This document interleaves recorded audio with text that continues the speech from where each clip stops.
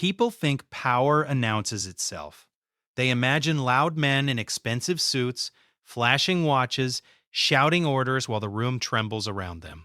But real power rarely raises its voice. Real power sits quietly in the corner while everyone else lowers theirs. That was Duke Moretti. In New York's underworld, his name wasn't spoken loudly. It was spoken carefully, because Duke didn't need threats. He had rules, rules older than most of the men who feared him. Rules written in loyalty, silence, and consequence. But that night, in a small restaurant on Mulberry Street, Duke Moretti encountered something his world had never prepared him for. A waitress who didn't understand the rules, and worse, a waitress who refused to obey them. Angela Rossi had been on her feet for 11 hours. Her shoes were cheap, the kind that promised comfort on the label but betrayed you by hour 3. By hour 11, they felt like bricks tied to her ankles. The restaurant buzzed with dinner traffic. Tourists laughing too loudly, businessmen talking over each other, the clatter of dishes and the sharp hiss of the espresso machine. Angela moved between tables like background noise. That was the job. Invisible, efficient, forgettable. No one noticed the waitress unless something went wrong. And Angela preferred it that way, because invisibility meant safety. She needed safety. Her younger brother Matteo sat at home in their cramped apartment in Queens, recovering from lung surgery. Medical bills had swallowed every dollar they had. Angela worked 2 jobs, sometimes 3. Sleep was optional, but survival wasn't. She placed a plate of pasta in front of a couple arguing quietly over wine. "Anything else?" she asked softly. They barely looked up. No. Angela nodded and moved away. Invisible again, exactly how life had trained her to be. Until the restaurant door opened. The sound itself wasn't unusual. The reaction was, conversations stopped. Forks paused mid-air. Even the espresso machine seemed to quiet down. Angela looked up. 3 men entered first. Broad shoulders, dark suits, eyes that moved constantly. Security, the kind you only saw around politicians or criminals powerful enough to make politicians nervous. Then the 4th man stepped inside. Duke Moretti, tall, impossibly calm. His charcoal coat was perfectly tailored, rain sliding off the fabric like it respected him. His presence changed the room's temperature. People felt it instinctively. Some customers lowered their gaze. Others pretended to be deeply interested in their food. Angela had never seen him before, but she knew exactly who he was. Everyone in New York did. The king of the Moretti organization, a man rumored to control half the city's ports, unions, and construction contracts. A man who had never been convicted of anything. A man who inspired loyalty and fear. But Angela noticed something else. He wasn't alone. Beside him walked a small elderly woman. Her silver hair was neatly pinned. Her hands trembled slightly as she held Duke's arm. His mother. Duke guided her gently toward a booth near the window. That was the first surprising thing. The second was the way his expression softened when he spoke to her. Angela grabbed menus and approached the table. One of the bodyguards immediately stepped forward. "We're fine." His tone said clearly, "Go away." But the elderly woman spoke. Her voice was shaky, confused. "Antonio, dove, siamo?" Angela froze. The words were Italian, but not the modern Italian taught in schools. It was an old dialect, rural, southern, the kind Angela had grown up hearing from her grandmother. The bodyguards looked confused. Duke's jaw tightened slightly. His mother's confusion deepened. She pushed the menu away. Her hands began shaking harder. "Antonio, non voglio, dove è casa?" Where is home? Angela felt something twist in her chest because she recognized that panic. Her grandmother had sounded exactly the same during the early stages of dementia. Duke tried to calm her. His Italian was formal, polished, but it didn't reach her. She grew more distressed. The manager rushed over, sweating. "Is there a problem, sir?" Duke didn't answer. His eyes stayed on his mother. The bodyguard spoke instead. Get someone who speaks Italian. Angela stepped forward before she could stop herself. I can. The bodyguard frowned. Duke finally looked at her. It felt like being examined by a machine designed to detect lies. Angela ignored him.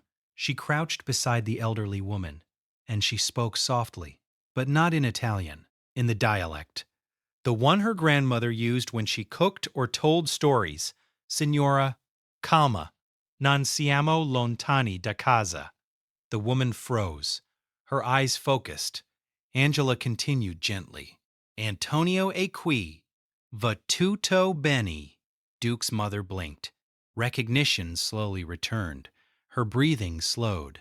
She touched Angela's cheek with fragile fingers.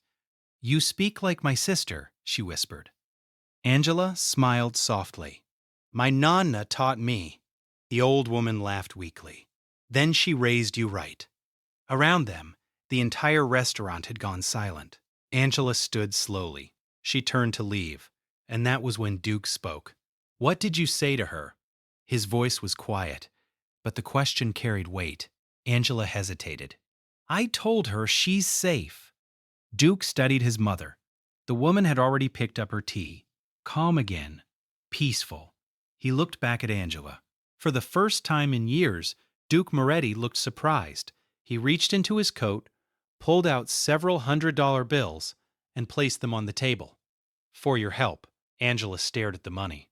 It was more than she earned in a week. It could buy Matteo's medication. But something in her stomach tightened. She pushed the money back. I wasn't helping for money. Gasps spread through the restaurant. No one refused Duke Moretti. No one. Duke looked at the bills, then at Angela. Something changed behind his eyes. Interest, respect, maybe even curiosity. What is your name? He asked. Angela. Angela, he repeated slowly. His mother squeezed Angela's hand again. Then she said something in the dialect. Duke frowned slightly. What did she say? Angela hesitated, then translated. She said, Angela smiled awkwardly. She said you should marry me. The room exploded with nervous laughter. Even Duke's bodyguards cracked smiles. But Duke didn't laugh. He looked at Angela carefully, then at his mother, then back at Angela. And for the first time that night, Duke Moretti smiled. You just stole my heart. The room held its breath, because nobody knew yet that a waitress speaking one forgotten dialect had just stepped into a war that would change the entire city. And Duke Moretti's world would never be the same again. Angela Rossi had learned something very early in life. Powerful men were dangerous, not always because they were cruel. Sometimes they were dangerous simply because they were used to getting what they wanted. And Duke Moretti was a man who had never been denied anything. Yet somehow, Angela had just done exactly that. She returned to the kitchen, trying to act normal, but her heart was beating much faster than it should. The cooks were staring at her. The manager, Frank, rushed toward her like a man whose building had just caught fire. Angela, he whispered sharply, grabbing her arm. Do you know who that is? Yes. Then why on earth did you refuse his money? Angela wiped her hands on her apron. Because I didn't earn it. You don't refuse money from men like that.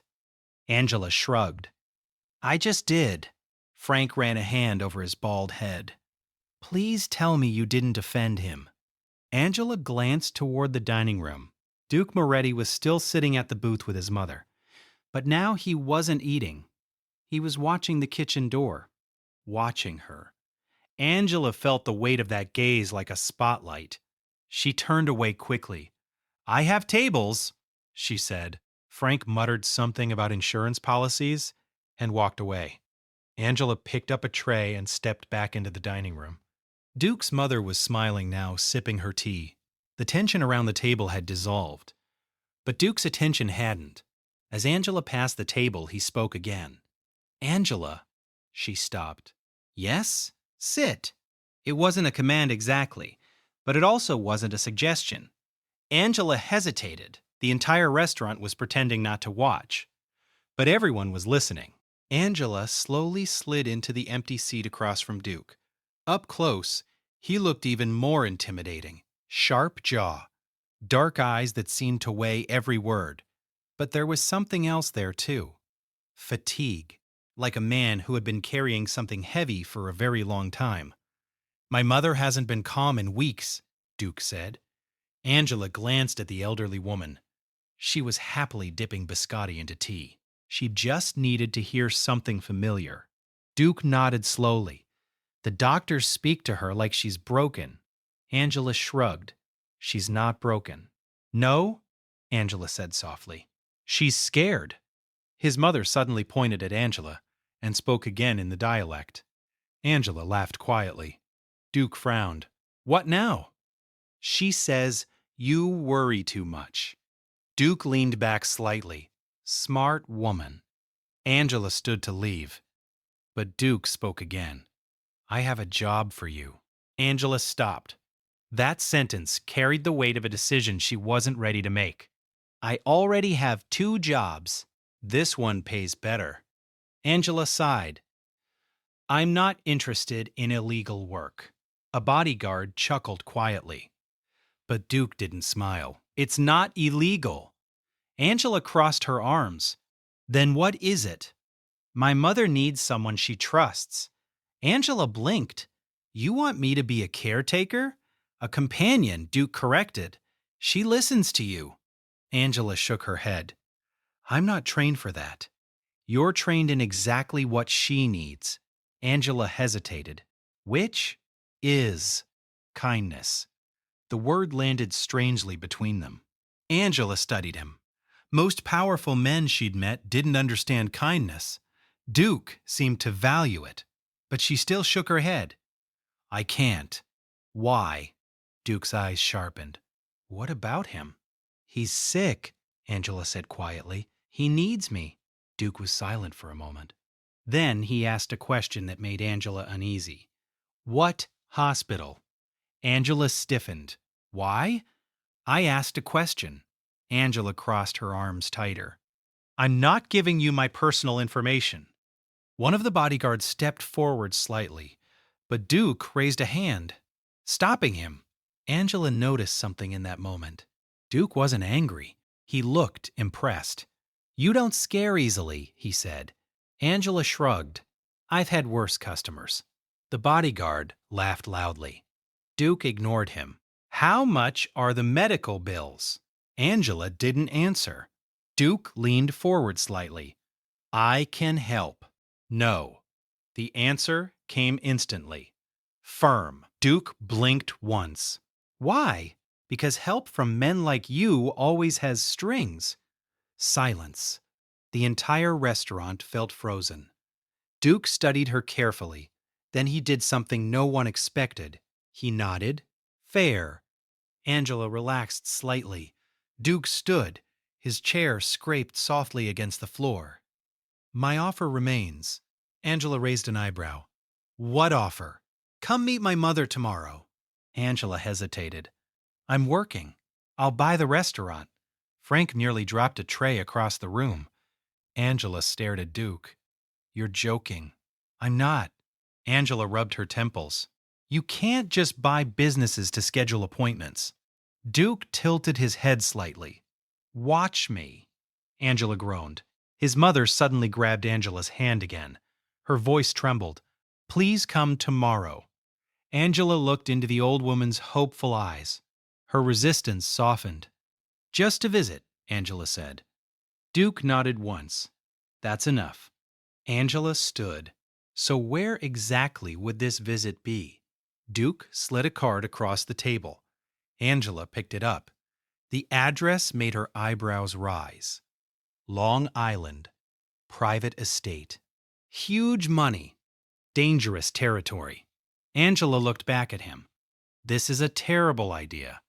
Duke smiled faintly. Most interesting things are. Angela sighed deeply. I'll think about it. Duke nodded. That's all I ask. Angela walked away toward the kitchen, but this time she could feel his gaze following her again. Not like a predator, more like a puzzle he intended to solve. Behind her, Duke's mother whispered something again in the dialect. Duke frowned. What did she say? Angela didn't turn around, but she answered. She said, Angela paused. You should stop staring before you scare the poor girl. The restaurant burst into laughter again, but Duke didn't laugh. He watched Angela disappear into the kitchen, and for the first time in years, Duke Moretti felt something unfamiliar. Hope. Because the invisible waitress who spoke to his mother like family might be the only person left in the world who wasn't afraid of him. And that made her more valuable than any soldier in his empire.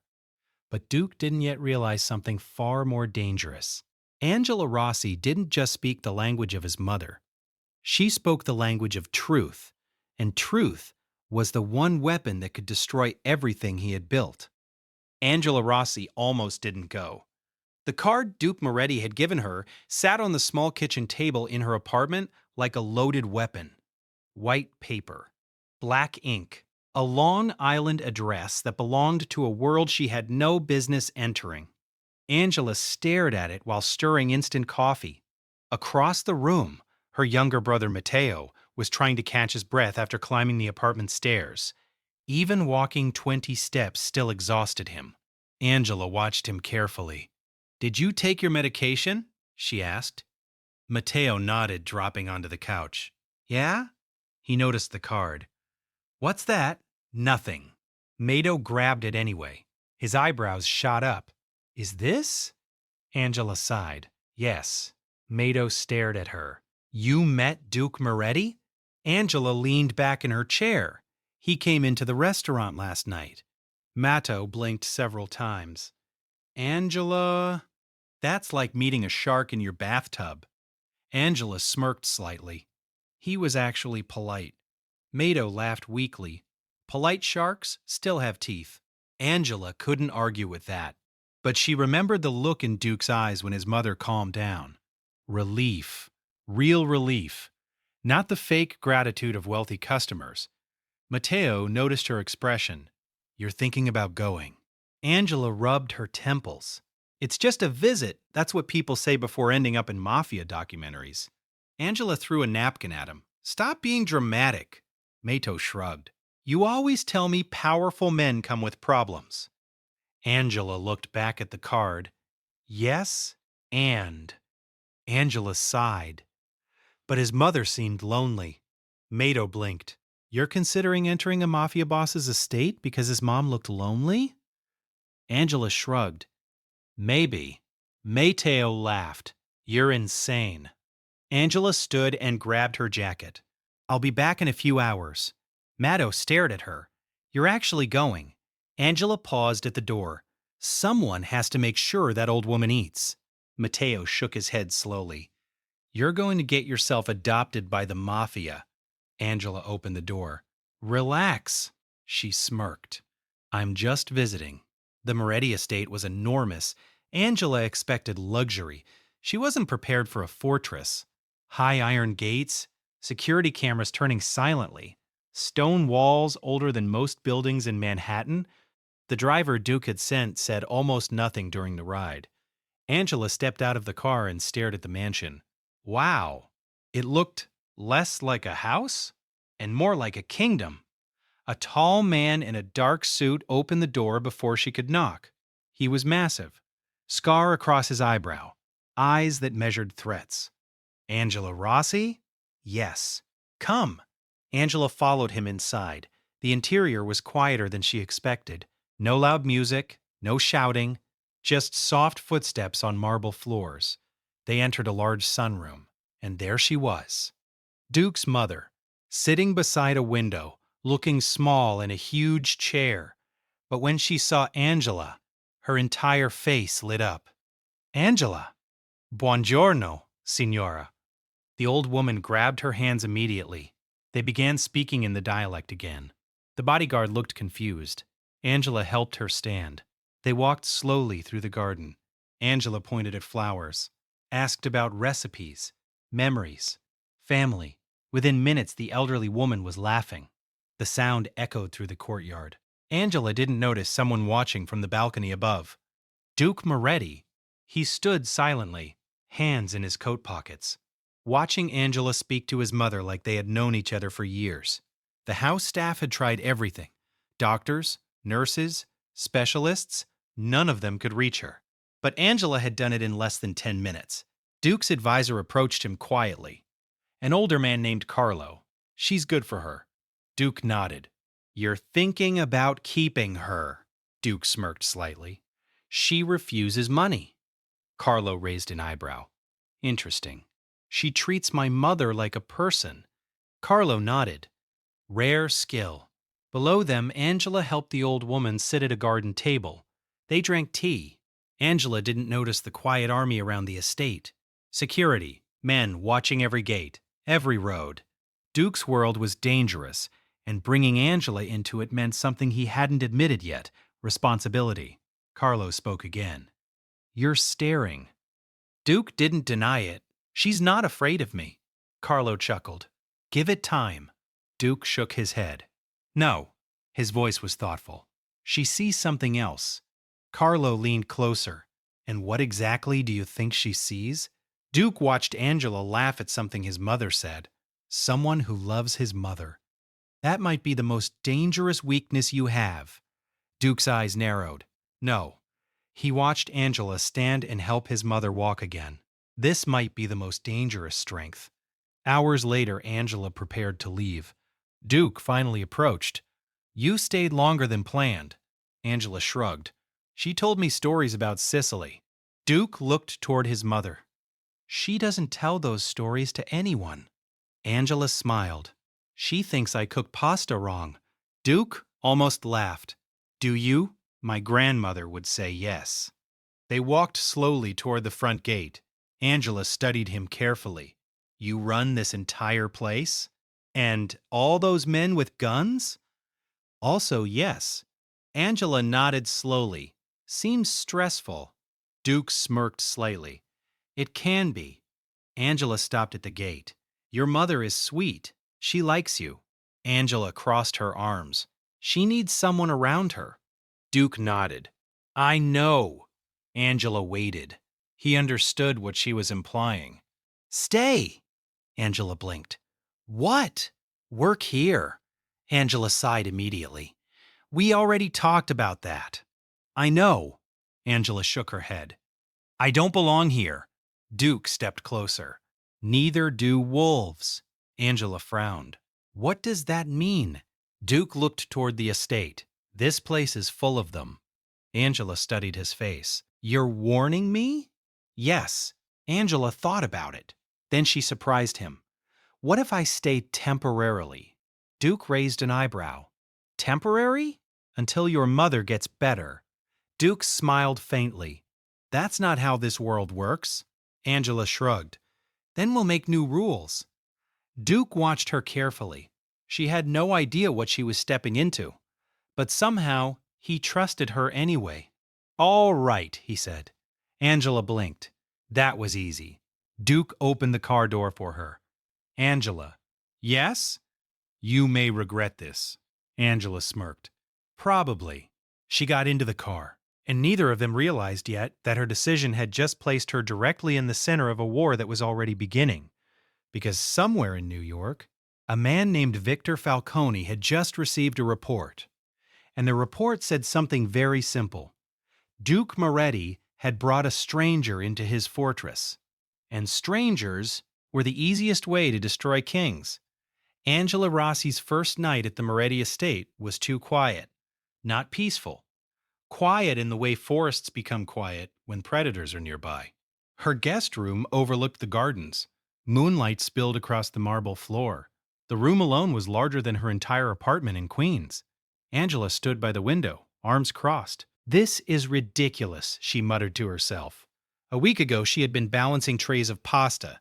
Now she was living inside the mansion of one of the most powerful men in New York. And somehow, it still felt temporary. She reminded herself of the agreement. Just until Duke's mother felt stable again. Just a short time. Then she would leave. That was the plan. But plans had a way of collapsing in places like this. A soft knock interrupted her thoughts. Angela opened the door. It was the housekeeper, Maria. Kind eyes. Gray hair. You should sleep, Maria said gently. Angela smiled. I'm trying. Maria studied her carefully. You are brave. Angela raised an eyebrow. Or stupid. Maria chuckled softly. Both sometimes. Angela leaned against the doorframe. Is it always this quiet here? Maria's smile faded slightly.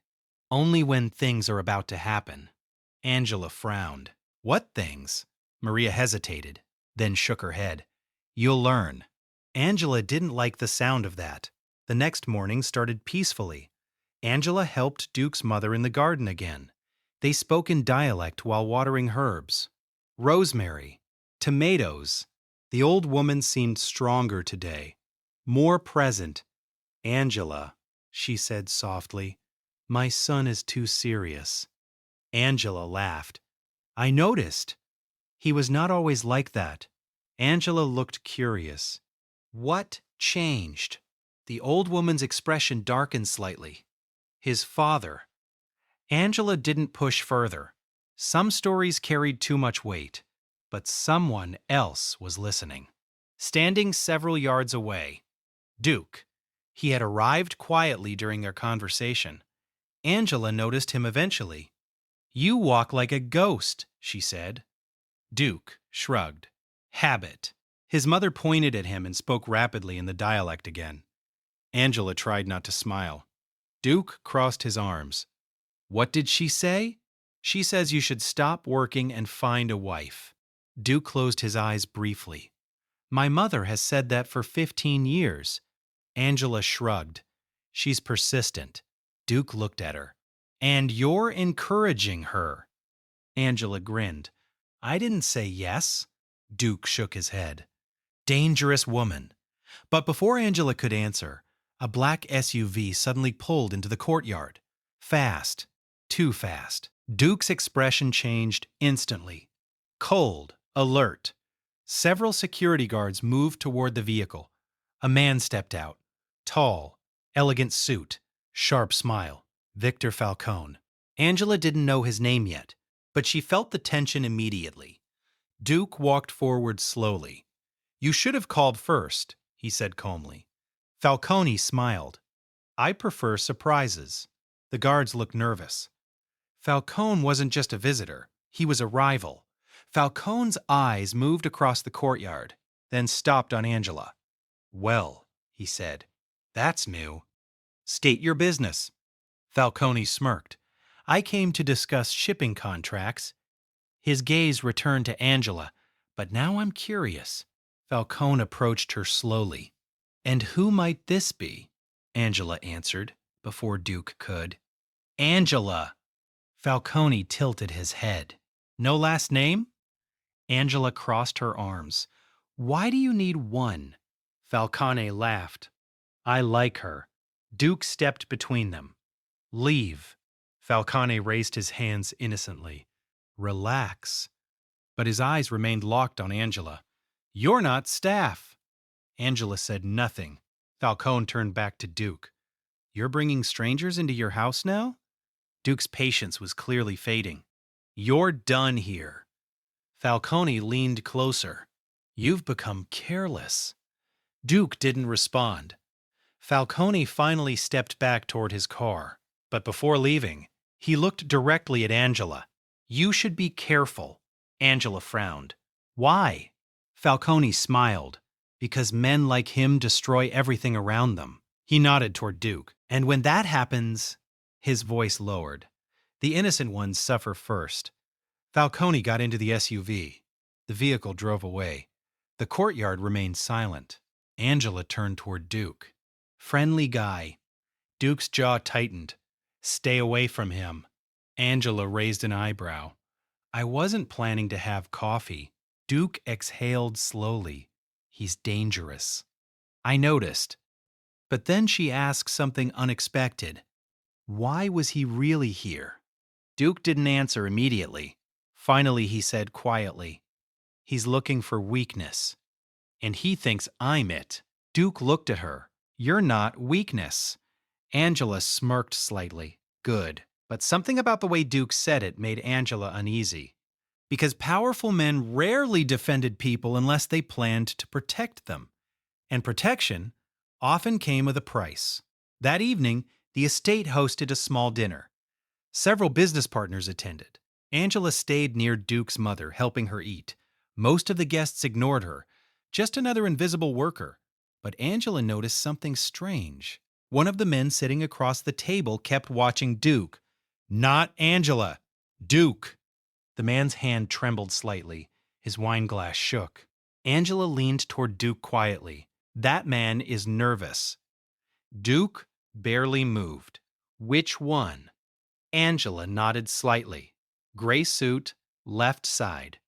Duke glanced casually. His expression remained calm. But Angela noticed the shift.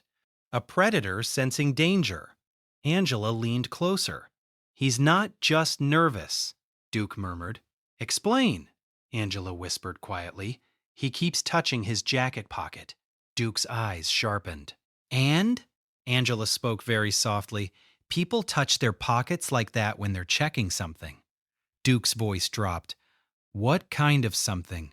Angela answered without hesitation. A weapon. The room suddenly felt colder. Duke set down his fork slowly. The man across the table stood up suddenly. His hand moved toward his jacket. But Duke spoke first, his voice calm. Sit down. The man froze. Everyone looked confused. Angela watched carefully. The man hesitated. Duke's voice hardened. Now. Security guards moved instantly. They grabbed the man before he could pull the gun from his jacket. Chaos erupted in the dining room. Angela stepped back. Duke remained seated, calm, controlled. The guards dragged the would-be assassin away. The room fell silent again. Duke turned slowly toward Angela. You knew. Angela shrugged. He was shaking. Duke studied her carefully. You just saved my life. Angela exhaled slowly. I interrupted someone making a bad decision. Duke leaned closer. You see details other people miss. Angela smiled faintly. Waitresses notice everything. Duke sat back. For the first time, he looked genuinely impressed. But across the city, Victor Falcone received a phone call, and the report was simple. The assassination attempt had failed, because a waitress had stopped it. Falcone's smile disappeared. He leaned forward slowly. Then the waitress, his voice turned cold, needs to disappear. The dining room at the Moretti estate remained tense long after the guards dragged the assassin away. The guests tried to return to their meals, but no one was really eating anymore. Angela stood quietly beside Duke's mother, pretending to focus on refilling teacups. Inside, her heart was still racing. She had never seen violence this close before. Not real violence, the kind that hid behind polite dinners and expensive wine. Duke stood slowly from the table. Dinner is over, he said calmly. No one argued. Within minutes, the guests were gone. Cars disappeared through the gates. Security tightened across the property. Angela stepped onto the patio for fresh air. The night smelled like rain and cut grass. Her hands were still trembling slightly. Footsteps approached behind her. Duke. He stood beside her, looking out over the dark gardens. You noticed the weapon before my security did. Angela shrugged. He was sweating. Duke glanced at her. That happens to a lot of people around me. Angela shook her head. No. He wasn't scared of you. Duke's brow furrowed. Explain. Angela crossed her arms. He was scared of failing. Duke watched her carefully. That's different. Angela nodded. People who are afraid of you avoid eye contact. Duke said nothing. Angela continued. He kept staring at you. And touching his pocket, Duke nodded slowly. You're observant. Angela smirked. Occupational hazard. Duke turned toward her fully. You understand what just happened, right? Angela met his gaze. Someone tried to kill you. Yes, and they will try again. Angela didn't look surprised. That's your life. Duke studied her face. You're not afraid. Angela thought about it, then answered honestly. I'm afraid for your mother. That response caught him off guard. Angela looked toward the house. She would be devastated. Duke didn't speak for several seconds. Finally, he said quietly, "You worry about the wrong things." Angela shook her head. "No." Her voice was calm. "I worry about the right things." Duke almost smiled. Later that night, Angela couldn't sleep again. She walked quietly through the mansion halls. Moonlight filled the corridors. Everything felt calm. Too calm. Angela passed the kitchen. A light was still on. She stepped inside. Duke was sitting at the counter, a glass of whiskey untouched beside him. "You should sleep," he said without turning. Angela leaned against the doorway. "You should too." Duke sighed. "Sleep is difficult when someone wants you dead." Angela walked over and sat across from him. "Who sent him?" Duke swirled the whiskey slowly. "Victor Falcone." Angela nodded. "The man from the courtyard?" "Yes." Angela studied Duke carefully. "Why?" Duke looked at her. "Because I'm standing in the way of something he wants." Angela leaned forward slightly. "What does he want?" Duke's voice dropped. "Control." Angela raised an eyebrow. "Of what?" "Everything." Angela exhaled softly. "So we're talking about a war." Duke didn't deny it. "Yes." Angela leaned back. "Well, that's inconvenient." Duke chuckled quietly. "That's one way to describe it. You could avoid it." Duke's eyes narrowed. "How?" "Step aside." Duke stared at her. "You're suggesting I surrender my entire empire." Angela shrugged. "I'm suggesting people usually die in wars." Duke leaned forward slightly. "Some things are worth fighting for." Angela met his gaze calmly. "Power?" Duke shook his head. "No." He glanced toward the hallway leading to his mother's room. "Family." Angela understood immediately. That was the difference between Duke and men like Falcone. Falcone wanted power. Duke protected people. Angela sighed. All right what? If someone is coming after your family." Angela stood. "Then we should probably stop them." Duke blinked once. "You just joined the war." Angela smirked. "I joined when I moved into your house." Duke leaned back. "You're not obligated." Angela walked toward the door. "No." She paused. "But silence would be immoral." Duke watched her leave. And for the first time since the war had begun, he felt something unexpected. Relief. Because the invisible waitress who had walked into his life was stronger than most of the soldiers he commanded. Across the city, Victor Falcone sat in a dark office. His advisor spoke nervously. The assassin failed. Falcone nodded slowly. "I heard." The guards caught him. Falcone's fingers tapped the desk. "And?" The advisor hesitated. "There was another problem." Falcone looked up. "What problem?" The advisor swallowed. "The waitress." Falcone's eyes darkened. "Explain." "She warned Duke before the man could shoot." Falcone leaned back. "So she's useful." "Yes." Falcone smiled slowly. "Then we remove her." The advisor nodded. "I'll send men tonight." Falcone shook his head. "No." The advisor frowned. "Why not?" Falcone's smile grew colder. "Because Duke will expect that." He stood slowly. "We do something smarter." The advisor waited. Falcone walked to the window overlooking the city. "Find out everything about her. Family, history, debt." The advisor wrote quickly. Falcone's voice dropped to a whisper. "Everyone has a weakness." He turned back toward the room. "And once we find hers," his smile sharpened, "she will bring Duke Moretti to his knees." Back at the estate, Angela was walking through the garden again. Duke's mother sat beside the fountain. The old woman smiled when she saw her. "You came back." Angela sat beside her. "Of course." The old woman squeezed her hand.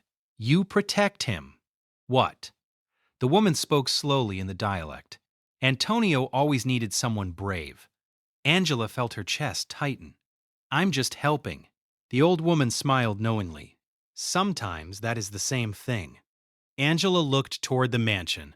She could see Duke's silhouette on the balcony, watching the grounds, watching everything. And for the first time since arriving, Angela realized something important. She wasn't just helping a lonely old woman anymore. She had stepped into the center of a war. And whether she liked it or not, her voice had already changed the rules of the game. Wars rarely begin with explosions. They begin with small moves, quiet ones, moves that look harmless until someone realizes the trap is already closed. Victor Falcone understood this better than anyone, which was why he didn't send killers to the Moretti estate that night. He sent them somewhere else. Angela woke before sunrise. She had developed the habit years ago, working early shifts. The estate was still silent. Only the distant hum of security vehicles broke the quiet. She slipped into the kitchen to make coffee. As the machine hummed, she checked her phone. 2 missed calls. From Mateo? Angela frowned. Mateo rarely called before noon. She called back immediately. No answer. She tried again. Still nothing. A tight knot formed in her stomach. Angela told herself it was nothing. Maybe he was sleeping. Maybe the phone battery died. But something felt wrong. Very wrong. Duke entered the kitchen a moment later. He noticed her expression instantly. What happened? Angela lowered the phone slowly. My brother isn't answering. Duke's posture changed immediately. Is that unusual? Angela nodded. Yes. Duke pulled out his own phone. What's his address? Angela gave it to him. Duke dialed a number. His voice turned sharp. Send someone to Queens. Now. He hung up and looked at her. 2 men are already on the way. Angela nodded, trying to stay calm. Minutes passed. Each one felt like an hour. Finally, Duke's phone rang. He answered immediately. His expression hardened as he listened. Angela's heart dropped. What is it? She whispered. Duke ended the call slowly. They broke into the apartment. Angela felt the world tilt. Is Mateo there? Duke shook his head. No. Angela gripped the counter. He's gone. Silence filled the kitchen. Angela closed her eyes. Of course Falcone had found the weakness. It had always been Mateo. Duke spoke quietly. They left a message. What message? Duke looked directly at her. He wants to trade. Angela's voice trembled. For what? Duke answered slowly. For you. Angela sat in the estate's library an hour later. The room felt too large. Too quiet, Duke stood near the window. His advisors filled the room. Maps, phones, security reports, plans. But Angela barely heard any of it. Her thoughts were locked on one image. Mateo. Scared. Alone. Somewhere with people like Falcone. Finally she spoke. I'll go. Every man in the room turned toward her. Duke's voice cut through the silence. No. Angela stood. They want me. Duke stepped closer. And you think they'll let him go after that? Angela's voice cracked slightly. They might. Duke shook his head. No. Angela looked at him with frustration. You don't know that. I do. His voice was firm. They'll take you both. Angela clenched her fists. Then what do we do? Duke walked toward the table slowly. We find him. Angela shook her head. That could take days, hours. Angela stared at him.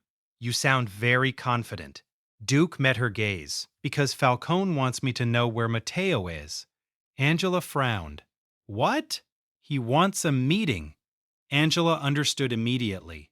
A trap. Duke nodded. Yes. Angela exhaled slowly. Then we walk into it. The advisors murmured nervously. Duke watched her carefully. You're willing to risk that? Angela's answer was immediate. Yes. Duke studied her face. You love your brother. Angela nodded. He's the only family I have. Duke said nothing for a moment. Then he spoke quietly. Not anymore. Angela looked confused. What? Duke's voice was calm. You have my family now. Angela blinked. The words carried unexpected weight. But before she could respond, one of Duke's security men rushed into the room. Boss. Duke turned. What? We found Falcone's signal. Duke's eyes sharpened. Location. The guard placed a tablet on the table. Old shipping warehouse. Angela stepped closer. Mato is there. The guard nodded. Heat signatures confirm multiple people. Angela looked at Duke. That's where we go. Duke didn't hesitate. Prepare the cars. The convoy moved through the city like shadows. 3 black SUVs. Engines quiet. Windows dark. Angela sat beside Duke in the back seat. Her hands were clenched tightly. Duke noticed. You don't have to come. Angela shook her head. Yes, I do. Duke didn't argue again, because he understood something important about Angela. She wasn't driven by fear. She was driven by loyalty, and loyalty was the most powerful force in his world. The warehouse stood near the river, abandoned, rusting, perfect for a trap. Duke's convoy stopped several blocks away. Men checked weapons. Angela stepped out of the SUV. Duke turned toward her. You stay behind us. Angela nodded, but her eyes were fixed on the warehouse doors. Inside that building, Mateo was waiting, and nothing in the world would stop her from reaching him. Duke gave the signal. The team moved forward. Quiet, precise. The doors opened. Inside the warehouse, lights flickered on, and Victor Falcone stepped forward, slowly, applauding. Well done, Duke. Angela's heart pounded. Falcone smiled at her. Ah. His eyes gleamed. The famous Waitress. Angela ignored him. Where is my brother? Falcone gestured toward the back of the room. Mateo sat tied to a chair, bruised, but alive. Angela exhaled sharply. Falcone chuckled. Touching reunion coming soon. Duke stepped forward. You wanted me. Falcone nodded. Yes. He pointed toward Angela. But she's the interesting one. Angela stepped closer. What do you want? Falcone smiled slowly. You. Duke's voice turned cold. That's not happening. Falcone shrugged. Then your brother dies. Angela's fists tightened. Falcone leaned forward slightly. You have 30 seconds to decide. Angela looked at Mateo. Mateo shook his head desperately. No! But Angela stepped forward anyway. I'll do it. Duke grabbed her arm. No! Angela looked at him calmly. We talked about silence being immoral. Duke's jaw tightened. This isn't your fight. Angela's voice softened. It became my fight when they took my brother. Falcone laughed. Very noble. Angela walked toward the center of the room. Falcone's men raised their guns. Duke's men did the same. One wrong move, and the warehouse would explode into gunfire. Falcone spread his arms. Well? Angela stopped. She looked directly at Duke. Trust me. Duke stared at her. Something in her eyes made him pause. Angela turned back to Falcone. I'll come with you. Falcone smiled. Excellent. But as his men stepped forward, Angela suddenly spoke. In Italian, not modern Italian, the dialect, the one only a few people in the room understood. Falcone frowned. What did you say? I said your accountant has been stealing from you for 6 months. Falcone froze. What?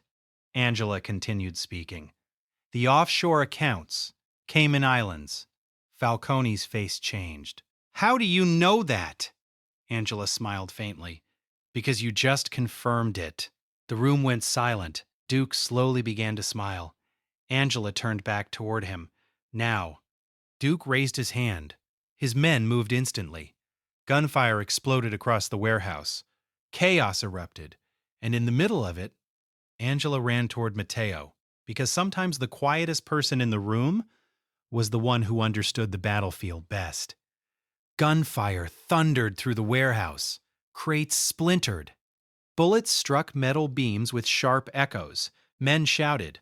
Someone screamed, but Angela wasn't thinking about any of that. She was running toward Matteo. The rope around his wrists had been tied quickly, but tight enough to leave marks. Angela dropped to her knees beside him. "Are you okay?" she whispered. Matteo nodded shakily. "I knew you'd come." Angela grabbed a knife from the floor and cut the ropes. "Stay behind me." Mato rubbed his wrists, breathing hard. "Since when do you give orders in a gunfight?" Angela helped him stand. "Since today." Across the warehouse, Duke moved like a storm. Controlled. Precise, he fired twice. Two of Falcone's men dropped immediately. But Falcone himself had already retreated behind a stack of shipping containers. Duke's eyes swept the room. Then he saw Angela and Matteo. Alive. Relief flashed across his face for only a second. Then the fight resumed. Falcone's voice suddenly echoed across the warehouse. "You think this changes anything?" Duke's reply was cold. "It already has." Falcone laughed from his cover. "You're bleeding men for a waitress." Duke answered calmly, "I'm ending a war." Falcone leaned out briefly and fired again. The bullet struck a pillar beside Duke. Angela noticed something strange. Falcone wasn't trying to win the fight. He was buying time. Angela grabbed Duke's arm as he moved toward another crate. "He's stalling." Duke glanced at her quickly. "Why?" Angela pointed toward the back exit. "He wants to escape." Duke looked in that direction, then nodded once. "Stay here." But Angela shook her head. "No. Angela! Trust me," she repeated. Duke exhaled slowly. He hated letting civilians into fights. But Angela had already proven something important. She understood danger, and sometimes she understood it faster than anyone else in the room. Duke signaled two men. They moved toward the back exit. Falcone noticed immediately. His smile vanished. He fired again, more aggressively now. But the trap had already closed. One of Duke's guards shouted, "Exit secured." Falcone's expression hardened. He stepped out from behind the containers slowly, hands raised slightly. "Well," he said calmly, "that complicates things." The gunfire stopped. The warehouse filled with tense silence. Falcone looked around at Duke's men. Outnumbered, cornered. But he didn't look afraid. He looked annoyed. Angela stepped forward carefully. "You kidnapped my brother." Falcone looked at her with curiosity. "And you ruined my evening." Angela crossed her arms. "You tried to kill Duke." Falcone shrugged. "That was business." Angela's voice sharpened. "This wasn't business." Falcone tilted his head. "Oh? You made it personal." Falcone studied her carefully. "And what exactly do you plan to do about that?" Angela didn't answer. Instead, she walked slowly toward him. Duke watched carefully, but didn't interfere. Angela stopped several feet away. "You're losing," she said calmly. Falcone laughed. "Am I?" Angela nodded. "Yes." Falcone's smile returned. "Explain." Angela glanced around the warehouse. "You planned this meeting." Falcone nodded. "Yes." "You expected Duke to come angry." Falcone nodded again. "Yes." "You expected chaos." Falcone smirked. "Also yes." Angela stepped closer. "But you didn't expect conversation." Falcone raised an eyebrow. "What conversation?" Angela's voice was steady. "The one you just had with me." Falcone frowned slightly. "You revealed something important." Falcone's expression darkened. "What?" Angela pointed toward him.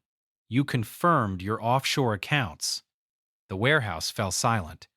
Falcone stared at her. "You're bluffing." Angela shook her head. "No." She looked at Duke. "You said Falcone launders money through shell companies." Duke nodded slowly. "Yes." Angela turned back to Falcone. "And you just admitted it in front of witnesses." Falcone's smile disappeared. Angela continued calmly. "You confirmed the Cayman accounts exist." Falcone's jaw tightened.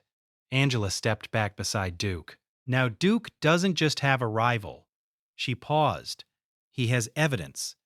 Duke's advisors exchanged looks.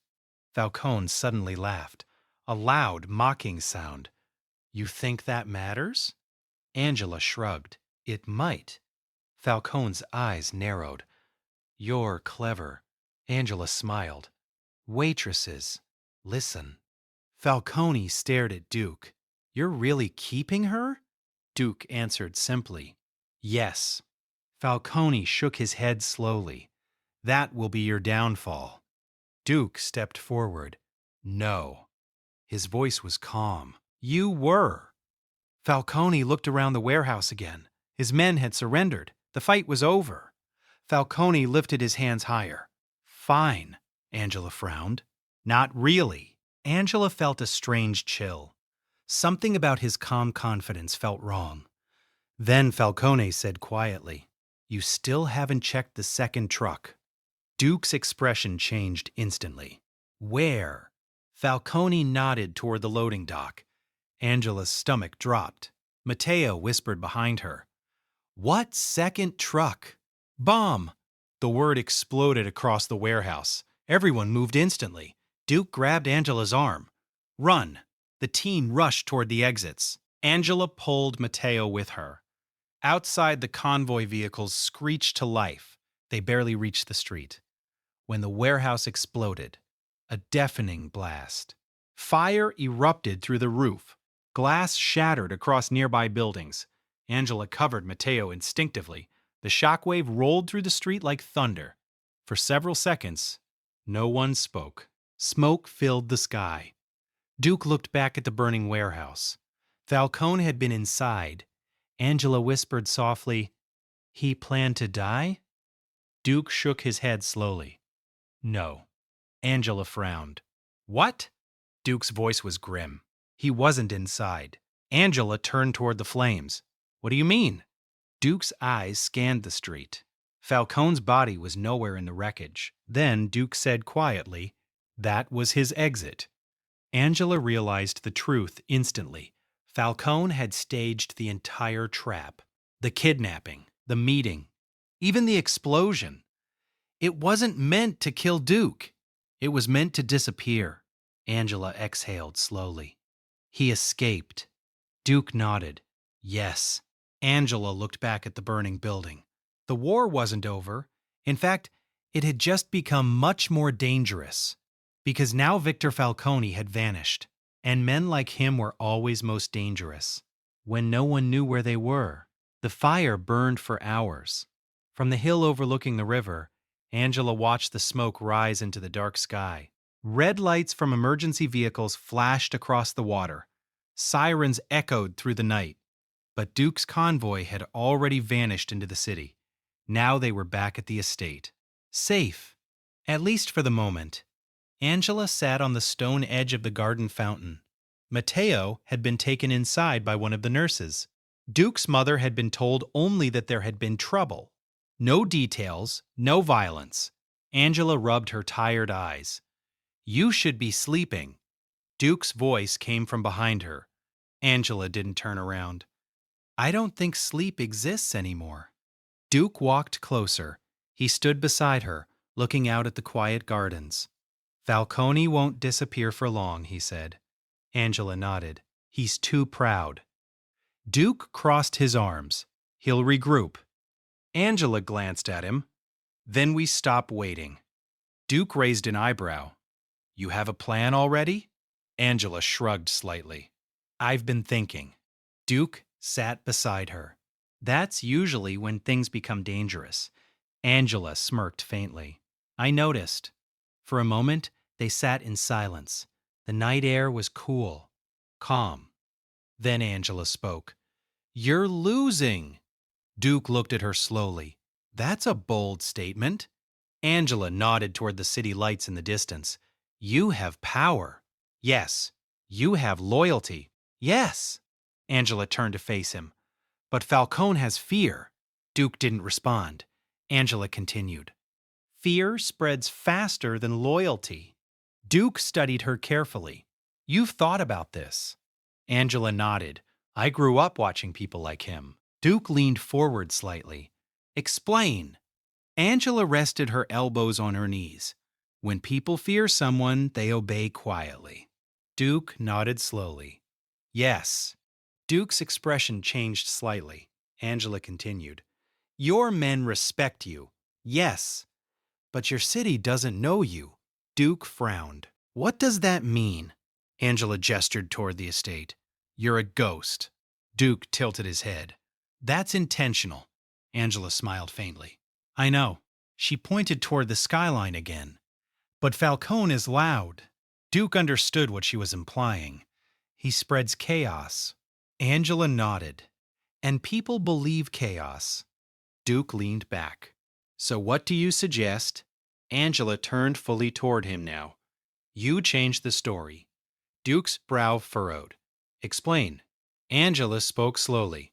You stop hiding. You want me visible? Yes. That's dangerous. Angela shrugged. So is losing. Duke said nothing. Angela continued. You don't just fight Falcone with guns. How then? With truth. Duke almost laughed. Truth doesn't work in my world. Angela shook her head. Yes, it does. Duke leaned closer. How? Angela pointed toward the house. Your workers. Duke nodded. Yes. They trust you. Yes. Angela pointed toward the nearby town. The shop owners. Duke frowned slightly. They tolerate me. Angela shook her head.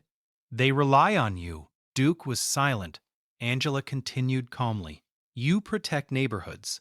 You keep other criminals out. You pay debts when families struggle. Duke's eyes narrowed. How do you know that? Angela shrugged. Waitresses hear everything.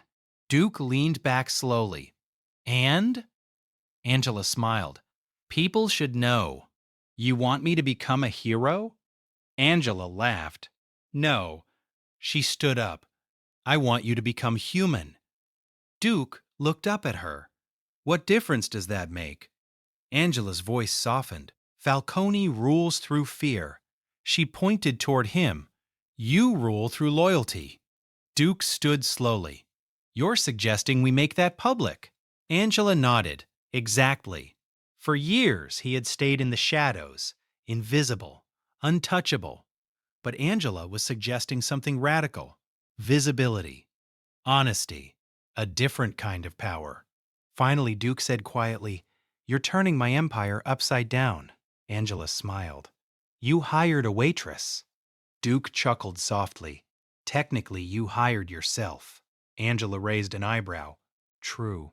They walked slowly along the garden path. Duke suddenly stopped. Angela! She turned. Yes? His voice was serious now. You saved my life. Angela shrugged. You've mentioned that. And tonight you saved Matteo. Angela looked away slightly. He's my brother. Duke stepped closer. And you're part of my family now. Angela blinked. The words felt heavier this time. Duke continued. I protect my family. Angela studied him carefully. You don't owe me protection. Duke shook his head. That's not how loyalty works. Angela smiled faintly. You're stubborn. Duke nodded. Yes. Angela folded her arms. Then let's make a deal. Duke raised an eyebrow. I'm listening. Angela's voice became firm. I help you win this war. Duke nodded slowly. And? Angela met his eyes. When it's over, things change. Duke frowned slightly. What kind of change? Angela's answer came without hesitation. No more fear. Duke studied her. No more violence unless absolutely necessary. Duke considered this carefully. Angela added one more condition. And your empire stops hurting innocent people. The garden grew quiet. Finally, Duke asked softly, Why would you believe I'd agree to that? Angela smiled. Because I've seen how you treat your mother. Duke didn't respond. Angela stepped closer. Power kneels to truth, eventually. You're asking me to rewrite everything. Angela nodded. Yes. Duke looked toward the mansion, then back at her. And if I refuse?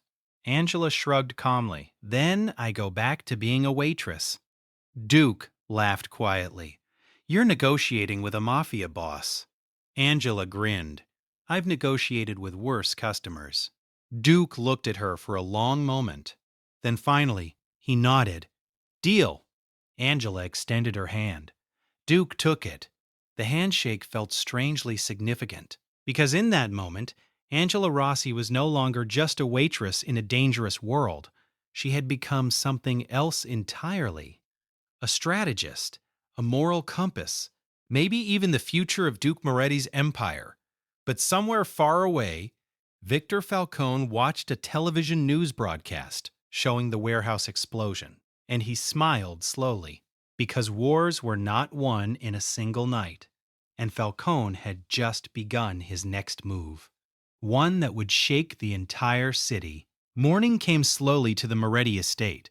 The sun rose over the gardens, casting long golden light across the stone pathways and fountains. From a distance, the estate looked peaceful, almost ordinary. But inside the mansion, no one felt ordinary anymore. Falcone had vanished. The warehouse explosion had drawn police attention across half the city, and every person in Duke's organization knew one thing now. The war was real. Angela sat at the long dining table with a stack of documents spread before her. Shipping ledgers, construction permits, financial reports. The kind of paperwork most people would find painfully boring. But Angela studied every page with intense focus. Across from her, Carlo, Duke's senior advisor, watched in quiet amazement. You read fast, he said. Angela didn't look up. Waitresses learned to scan tables quickly. Carlo chuckled. That's not the same skill. Angela flipped another page. It's similar. Carlo leaned back in his chair. I've worked for Duke's family 30 years. Angela raised an eyebrow. And? I've never seen anyone review our operations this thoroughly. Angela finally looked up. That should worry you. Carlo smiled. It does. Angela pushed one of the ledgers toward him. This shipping company. Carlo glanced at the page. Yes, half of its reported revenue doesn't exist. Carlo frowned. That's impossible. She pointed again. Fabricated. Carlo studied the page more carefully. Slowly, his expression changed. You're right. Angela leaned back. Someone inside the organization has been moving money quietly. Carlo's voice dropped. You think Falcone? Angela shook her head. No. Carlo looked surprised. Why not? Because Falcone wants chaos. Carlo nodded slowly. Yes. Angela tapped the table. This is quiet. Carlo leaned forward. Then, who? Angela answered calmly. Someone close. Carlo's expression darkened. You're suggesting betrayal. Angela met his eyes. I'm suggesting someone has been preparing for this war long before Falcone made his move. Carlo stood slowly. I need to show this to Duke. Angela nodded. Please do. Duke entered the study a few minutes later. Angela was standing near the window now, looking out over the gardens. He held the ledger in one hand. You found this. Angela nodded. Yes. Duke placed the book on the desk. This money trail is hidden well. Angela shrugged. Not well enough. Duke studied her. You've never worked in finance. No. Then how did you see it? Angela smiled faintly. My grandmother used to say something. Duke raised an eyebrow. What? Angela looked at the ledger. People lie in complicated ways. Duke waited. Angela continued. But numbers lie very simply. Duke leaned back against the desk. You're suggesting someone inside my organization has been stealing millions. Angela nodded. Yes. Duke crossed his arms. And preparing for my downfall. Angela met his gaze. That's exactly what I'm suggesting. Duke was silent for several seconds. Then he asked quietly, Who? She flipped through several pages, then stopped. This signature. Duke leaned closer. His eyes narrowed. Marco. Angela nodded. Duke's jaw tightened. Marco had been with the organization for years. Trusted. Reliable. Or so Duke had believed. Duke closed the ledger slowly. "I'll handle it." "No." Duke looked at her. "What do you mean?" Angela crossed her arms. "If you confront him now, he'll disappear." Duke frowned. "You have another idea." Angela nodded. "Yes." Duke waited. Angela spoke calmly. "You let him think he's winning." Duke's eyes sharpened. "And then?" Angela smiled slightly. "Then we watch where he runs." Later that afternoon, the estate seemed almost normal again. Angela walked with Duke's mother through the garden. The old woman held Angela's arm gently. "You are thinking too much," she said. Angela laughed softly. "Is it obvious?" The woman nodded. "You make the same face my son makes." Angela glanced toward the mansion. Duke stood on the balcony again, watching. Always watching. Angela sighed. "He carries a lot." The old woman squeezed her hand. "He has carried too much since he was young." Angela looked curious. "What happened?" The old woman's expression softened with memory. "His father." Angela had heard the name before, but never the story. Was he like Duke? The old woman shook her head slowly. "No." Angela waited. "He ruled with fear." Angela nodded quietly. "That explains a lot." The old woman continued softly. "When my husband died, everyone expected Duke to become the same man." Angela looked toward the balcony again, but he didn't. The old woman smiled. "No." Angela felt something warm in her chest, because that was the truth she had seen from the beginning. Duke Moretti was powerful, dangerous, but he wasn't cruel, and that difference mattered a lot. That evening, Angela found Duke in the library again. He was reading through the ledgers once more. "You're still looking," Angela said. Duke closed the book. "I needed to be certain." Angela leaned against the bookshelf. "And?" Duke nodded slowly. "You were right." Angela smiled faintly. "I usually am." Duke almost laughed. "You realize what this means?" Angela nodded. "Yes." Duke's voice turned serious. "My own operation director has been building a financial escape plan." Angela crossed her arms, and Falcone just gave him the chaos he needed. Duke looked at her carefully. "You connect things quickly." Angela shrugged. "It's a survival skill." Duke stepped closer. "You're more than a waitress." Angela smirked. "I've been telling you that." Duke shook his head slightly. "No?" He looked directly into her eyes. "You're the reason this war will end." Angela blinked. "That's a lot of pressure." Duke smiled faintly. "You handle pressure well." Angela walked toward the door. "Then we should finish this." Duke followed her into the hallway. "How?" Angela turned, her voice calm. "Tomorrow night." "What happens tomorrow night?" Angela smiled. "We invite Marco to dinner." Duke understood instantly and let him think nothing is wrong. Angela nodded. "Exactly." Duke studied her carefully. "You enjoy this." Angela shrugged. "I enjoy solving problems." Duke chuckled softly and creating them. Angela smiled. "Sometimes that too." But neither of them realized yet that Victor Falcone had already set the next move in motion, a move that would expose a truth buried for decades. A truth about Duke's family, a truth about Angela's grandmother, and a truth that could either unite them forever or destroy everything they had just begun to build. The Moretti estate prepared for dinner as if nothing in the world had changed. Candles lit the long oak table. Crystal glasses shimmered beneath warm, golden light.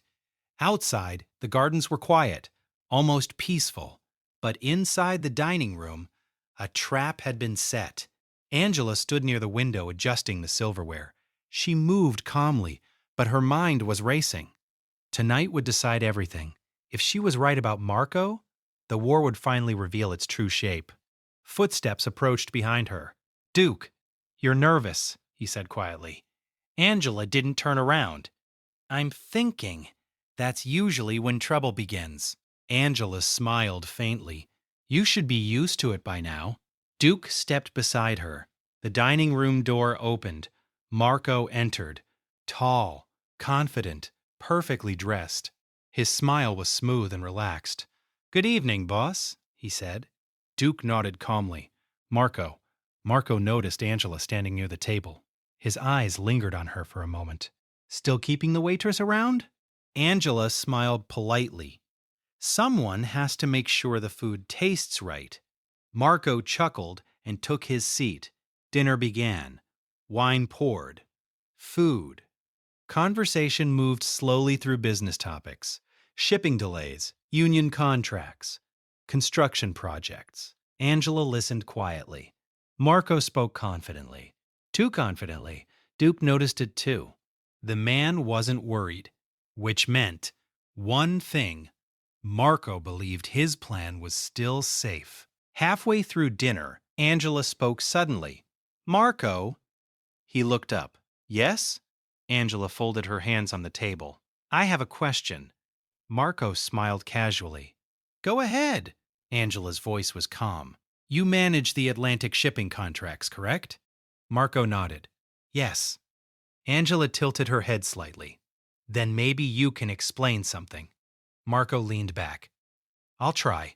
Angela slid a ledger across the table. Marco glanced down at it. His smile flickered for half a second. But only half a second. Angela noticed. Marco recovered quickly. What about it? Angela tapped a line of numbers. This transaction. Marco shrugged. A standard transfer. Angela nodded slowly. That's what I thought too. Marco relaxed slightly. But then I noticed something strange, Angela continued.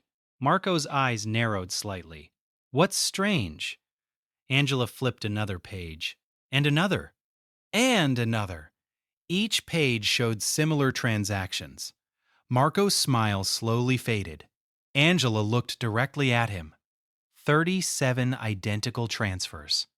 Marco didn't respond. Angela leaned forward slightly. That's not normal.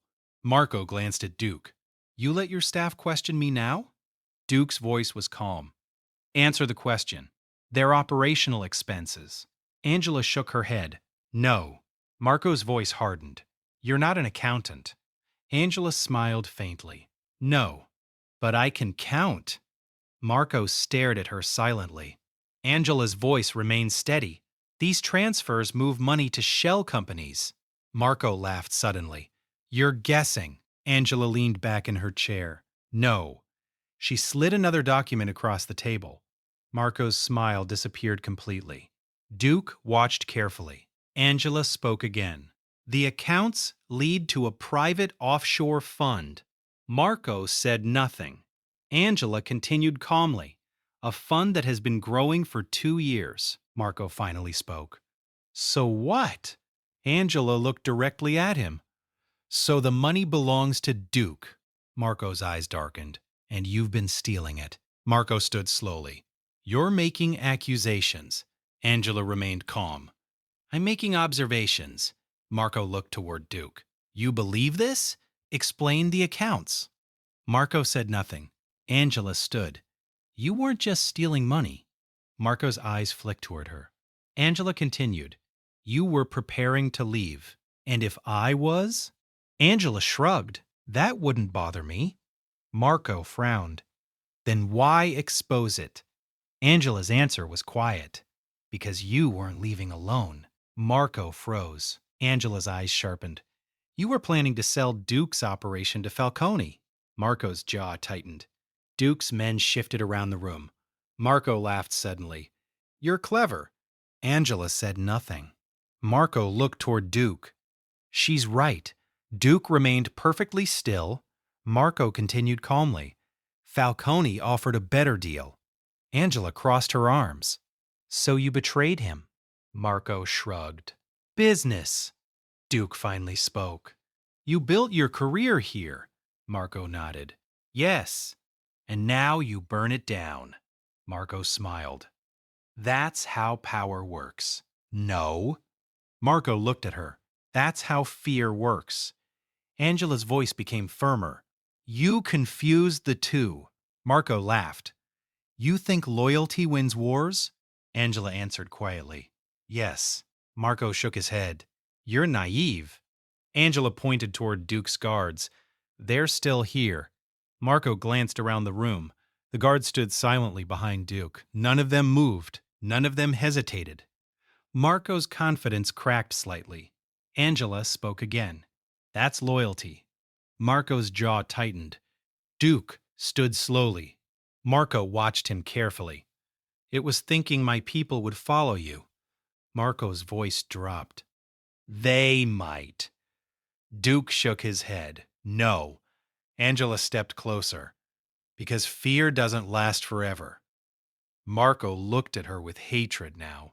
You started this. Angela shrugged. I finished it. Marco suddenly reached for his jacket, but Duke's guards were faster. Two men grabbed him instantly. The room exploded with movement. Marco struggled briefly, but the fight ended quickly. He was forced into a chair. Angela exhaled slowly. Duke looked down at Marco. You had everything. Marco glared at him. You had too much. Duke's voice was quiet. You chose the wrong side. Marco laughed bitterly. No. He looked directly at Angela. You did. Angela frowned slightly. What does that mean? Marco smiled cruelly. You still don't know. Duke's eyes narrowed. Know what? Marco leaned forward. The reason Falcone wants her. Angela felt a chill crawl up her spine. Marco whispered slowly. Her grandmother. The room fell silent. Angela's heart skipped. What about my grandmother? Marco smiled. She didn't just cook for the Moretti family. Duke's expression darkened. She kept their secrets. Angela stared at him. What secrets? Marco's smile widened. The ledger. Duke froze. Angela frowned. What? Ledger? Marco laughed quietly. The book that controls every politician Duke's father ever bribed. Angela's stomach dropped. Marco's eyes locked onto hers. And your grandmother stole it. Silence filled the room. Angela looked at Duke slowly. Is that true? Duke didn't answer. Marco whispered, one final sentence. That book is why Falcone wants you alive. Angela's mind spun. Because suddenly, this war wasn't about power anymore. It was about something far older. A secret buried by her grandmother. A secret that could bring down the entire criminal empire of New York. And somehow, Angela Rossi was the only person left who might know where it was hidden. The dining room had never felt so quiet. Marco sat restrained in the chair, breathing heavily after the struggle. Duke stood beside the table, one hand resting on the wood as if holding himself steady. But all eyes were on Angela, because the war had just shifted again. And suddenly, she was at the center of it. Angela looked from Marco to Duke. Tell me the truth, she said. Duke didn't answer immediately. Marco laughed softly. Look at him, he said. He doesn't want to say it. Duke's eyes hardened. Be quiet. Marco smirked. Or what? You'll shoot me before she learns the truth? Angela stepped forward. Enough. Her voice carried more authority than anyone expected. Marco stopped speaking. Angela turned to Duke again. What is the ledger? Duke exhaled slowly. Then he spoke. My father ruled differently than I do. Angela had already suspected that much. He believed fear was the only language people understood. Angela nodded slowly. And the ledger? Duke looked toward the floor for a moment. It contained every deal he made. Angela frowned. What kind of deals? Duke's voice was quiet. Bribes, judges, police captains, union leaders, politicians. Angela felt the weight of those words. So it's evidence. Duke nodded. Yes. Marco leaned back in the chair. The most dangerous book in New York. Angela looked at him. And my grandmother stole it? Marco smiled. She didn't steal it. Angela frowned. Then what? Marco tilted his head slightly. She protected it. Angela felt a strange chill. My grandmother wasn't a criminal. Marco laughed. She worked for criminals. Angela's voice hardened. She cooked for them. Marco shook his head. No. His voice lowered. She translated. Angela froze. What? Marco nodded toward Duke. Your grandmother spoke 6 dialects of Italian. Angela remembered suddenly the strange phrases her grandmother used, the old language she had learned as a child. Marco continued. She handled coded messages. Angela whispered. The recipes. Marco smiled. You're starting to understand. Angela's chest tightened. My grandmother's cookbook. Marco nodded slowly. That's where the ledger is hidden. Angela felt her heart pounding. Her grandmother's cookbook had been sitting in her kitchen for years. Angela whispered, Reverend, the sauce recipes. Marco laughed quietly. Each ingredient was a code. Angela remembered the strange instructions, numbers where numbers didn't belong. Measurements that never made sense. Duke spoke quietly. Your grandmother used food to hide information. Angela looked at him. You knew? Duke nodded. My father suspected. And you never told me? Duke's voice softened. I didn't know if it still existed. Marco chuckled. Falcone thinks it does. Angela looked back at him. That's why he kidnapped Matteo. Marco nodded. And why he wants you alive. Angela crossed her arms. So you betrayed Duke, hoping to get the ledger first. Marco smiled. Exactly. Angela looked toward Duke again. Do you want it? Duke answered honestly. Yes. Angela nodded slowly. At least you're honest. Duke stepped closer. That ledger could destroy dozens of powerful men. Angela said quietly. Or protect them. Duke frowned. What do you mean? Angela looked at the ledger pages still spread across the table. Secrets are power. Duke understood immediately. You're thinking strategically. Angela nodded. If we release the ledger publicly, everything burns. Duke finished the thought. Angela nodded. But if we control it, Duke leaned forward. We control the city. Angela shook her head. No, that's a different goal. Angela's voice became steady. Your father used the ledger for blackmail. Duke nodded. Yes, Angela continued. We use it for leverage. Duke waited. Angela finished the thought. To clean the system. Marco burst out laughing. You think politicians will suddenly become honest? Angela looked at him calmly. No. She smiled faintly. But they'll behave. Duke slowly began to smile, because Angela had just described something revolutionary. A different kind of power. Not fear. Control. Marco shook his head. You're both insane. Angela shrugged. Maybe. Marco leaned forward. But Falcone will never allow it. Angela crossed her arms. Falcone doesn't know where the ledger is. Marco smiled. He will. Angela stepped closer. No. Marco frowned. Why? Angela looked directly into his eyes. Because you're the only person who told him it exists. Marco's expression froze. Angela turned toward Duke. Which means Falcone is waiting for Marco to bring it to him. Duke nodded slowly. A meeting. Angela smiled. A trap. You can't. Angela ignored him. She looked at Duke. Let him make the call. Duke's eyes sharpened. You want Falcone to believe Marco succeeded. Angela nodded. Exactly. Duke leaned back. And when Falcone shows up, Angela finished the sentence. We end the war. Duke studied her carefully. You're turning a cookbook into a weapon. Angela smiled faintly. My grandmother always said food solves problems. Duke laughed quietly. I'm starting to believe her. Marco shook his head. You have no idea what you're doing. Angela looked at him calmly. Actually, she tapped the cookbook recipe page. I think we do. Inside a simple kitchen cabinet, a faded cookbook filled with tomato sauce recipes was hiding the most powerful secret in the entire city. And now, Angela Rossi was the only person who could read it. 3 nights later, the city held its breath.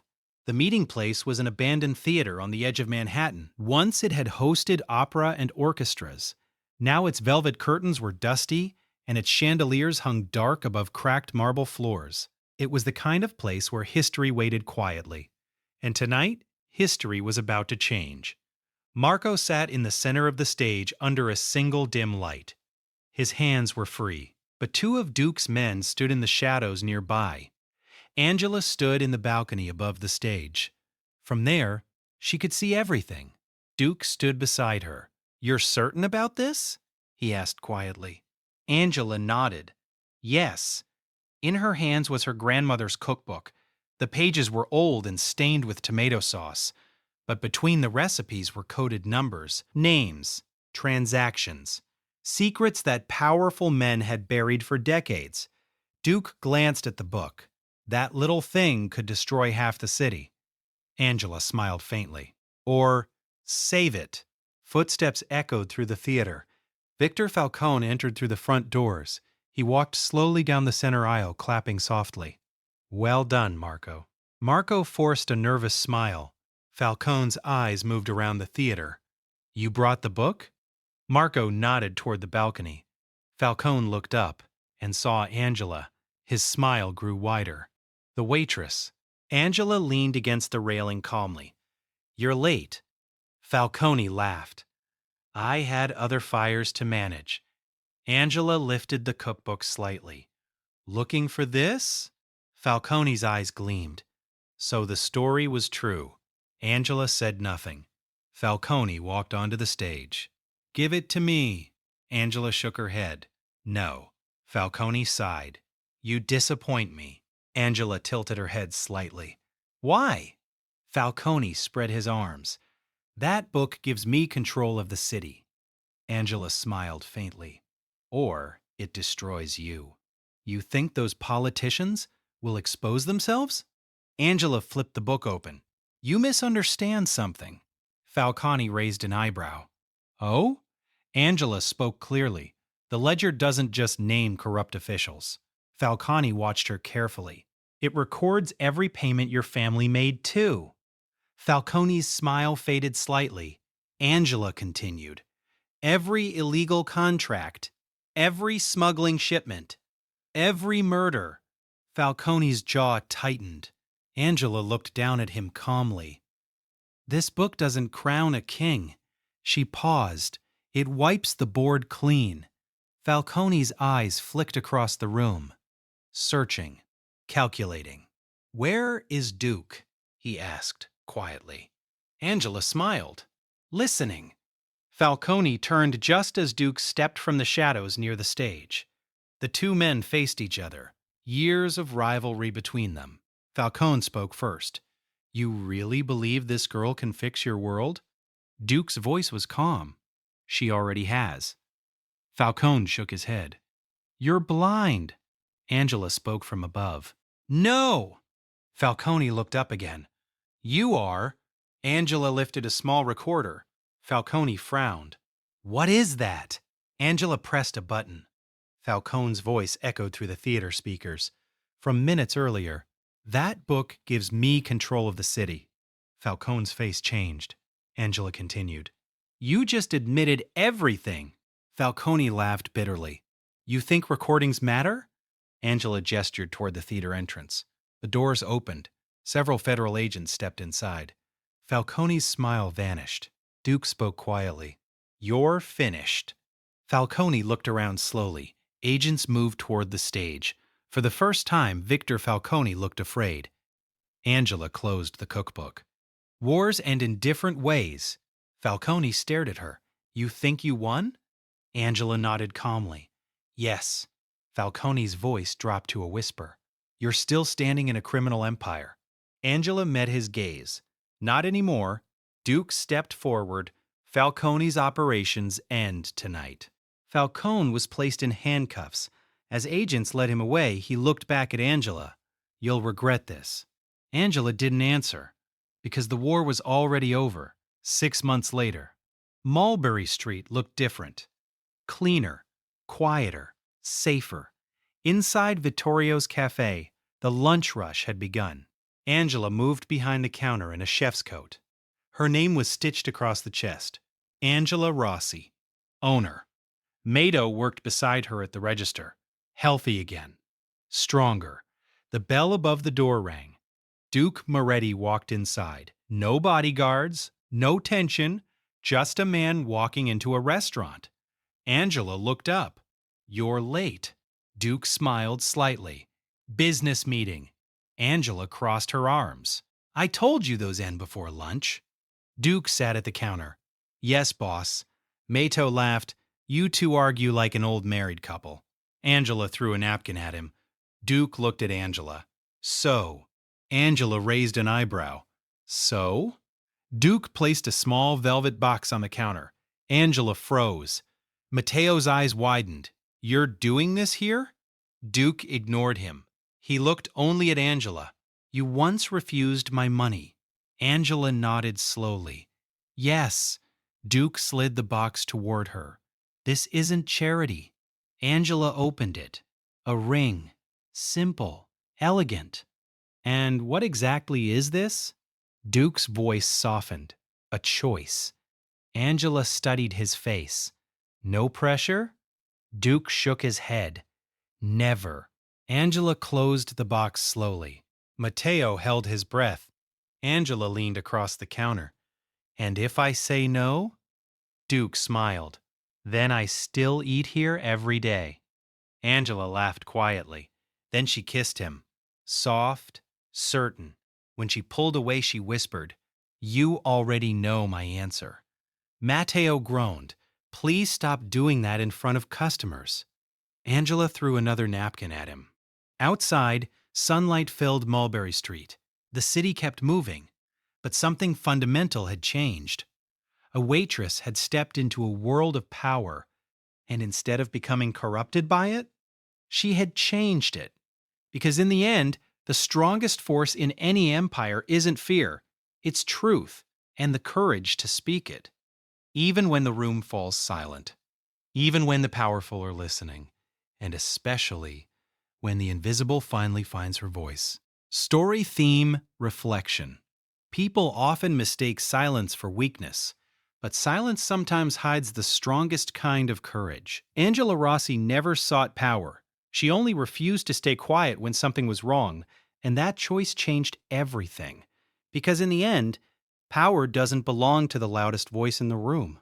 It belongs to the one brave enough to speak the truth. If you enjoyed this story, don't forget to subscribe to the channel and like the video so you never miss the next cinematic story. Share this with someone who loves powerful storytelling about courage, loyalty, and unexpected heroes. And remember, sometimes the quietest person in the room is the one who changes everything.